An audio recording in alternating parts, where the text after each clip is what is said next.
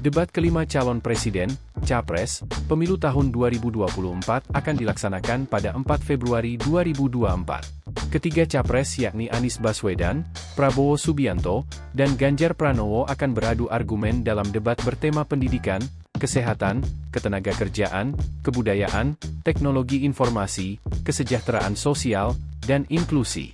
Sebelum debat terakhir, Capres nomor urut 3 yakni Ganjar Pranowo memperlihatkan KTP versi terbaru. Seperti biasa, Ganjar Pranowo bertanya-tanya kepada pendukungnya, adakah masukan untuk debat terakhir kalinya melalui akun X. Ganjar juga mengingatkan tema debat terakhir. Ada masukan aspirasi untuk debat terakhir?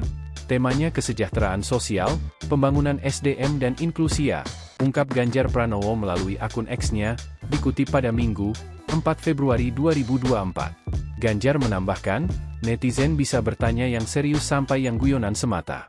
Serius boleh, guyonan juga gak apa-apa. Ketua siap mencatat, tandasnya. Saat mencuit itu, ada yang unik dari Ganjar Pranowo. Soalnya, ia merilis KTP versi terbaru.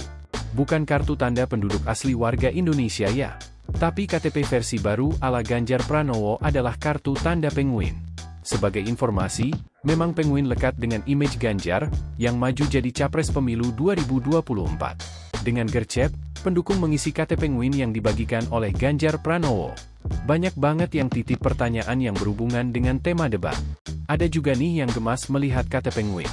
Ganjar Pranowo mengaku siap banget buat debat terakhir.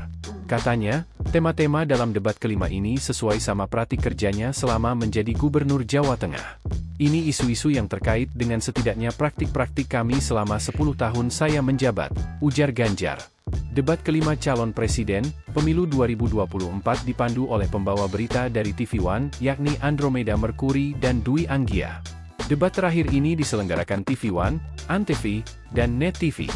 Download Tribun X sekarang, menghadirkan lokal menjadi Indonesia.